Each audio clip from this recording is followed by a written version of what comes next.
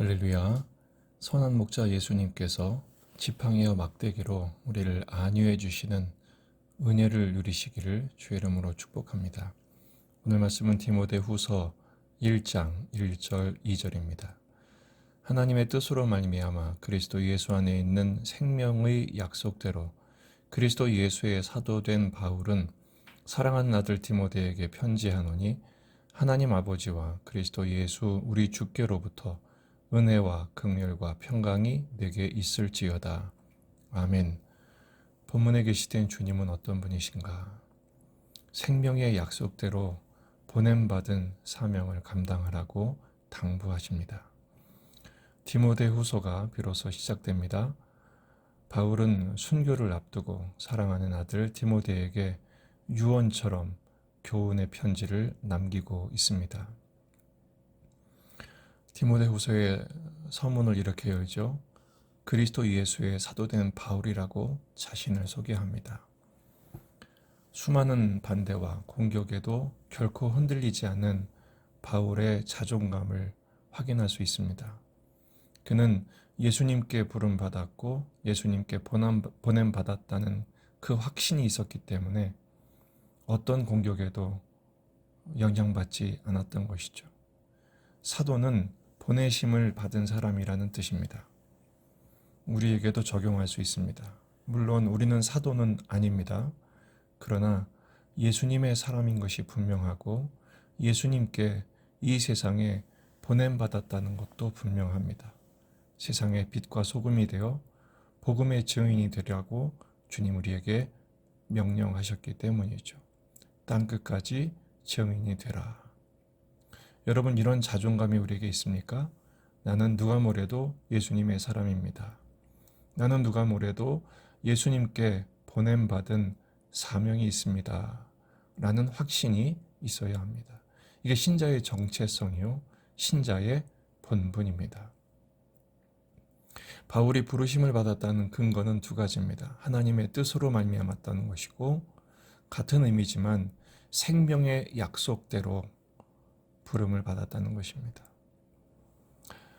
디모데전서 1장 1절에서는 우리의 소망이신 그리스도 예수라고 소개되어 있고, 디모데후서 1장 1절에서는 그리스도 예수 안에 있는 생명의 약속대로 부르심을 받았다고 강조합니다. 우리의 소망, 그것은 바로 생명의 약속이죠. 요한일서 2장 25절입니다. 그가 우리에게 약속하신 것은 이것이니 곧 영원한 생명이니라. 아멘.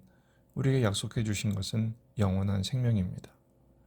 성부 하나님께서 우리를 자녀 삼으신 것은 약속을 주시기 위함이죠. 그 약속은 영원한 생명입니다. 이 땅을 살고 있지만 우리에게 그 영원한 생명이 심겨졌고 그 영원한 생명 때문에 육신은 곧 죽게 될 수 있지만 영원한 삶으로 이어지게 되는 것이죠. 이런 영원한 성부의 자녀로서의 영원한 생명을 소유한 사람은 이 세상에서 결코 두려울 것이 없고 결코 부러울 것이 없는 하나님의 아들과 딸이 된 것입니다. 이 생명의 약속인 복음을 가진 자로서 이 세상에서 이 생명 없는 자들에게 생명을 전하라. 그래서 그들의 생명을 구하라고 주님은 우리를 부르신 것입니다.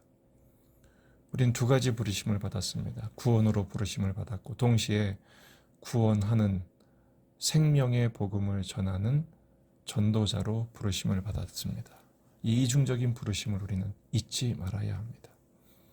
바울은 디모데에게 이 거룩한 부르심을 위한 축복을 하죠. 은혜와 긍휼과 평강이 있을 것이라고 축복합니다.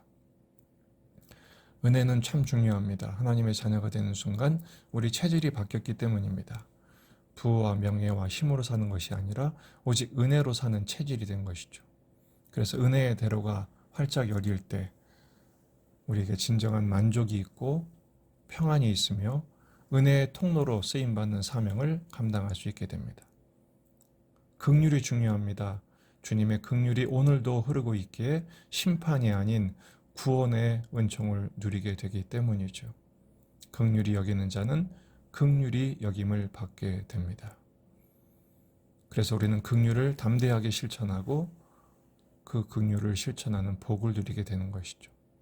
평강이 우리에게는 최고의 목적입니다. 하나님과 평화를 얻은 우리들, 이 세상의 평화의 메신저로서 주신 사명을 감당할 수 있기 때문입니다. 하나님과 평화를 누린 사람은 먼저 자신과 평화를 누리게 됩니다. 전에는 내가 밉고 만족하지 못하고 용납이 안 되지만 주님과 평화를 누리면 주님이 사랑하는 나를 받아들이게 됩니다. 그리고 다른 사람과의 관계도 평화의 문이 활짝 열리게 됩니다. 이런 은혜와 긍휼과 평강은 예배할 때마다 충전되죠. 경건의 훈련과 순종할 때마다 충만해집니다. 또 우리도 은혜와 긍휼과 평강으로 다른 사람을 축복할 때 더욱 확신하게 되고 누리게 됩니다. 주가 보이신 생명의 길, 나 주님과 함께 기쁜 마음으로 걸어갈 때 우리의 삶을 생명의 약속을 확신케 하시고 선포케 하시는 사명자의 길을 걷는 인생이 되게 하실 것입니다. 이 은혜와 축복을 누리는 기쁨의 날 되시기를 주의 이름으로 축원합니다.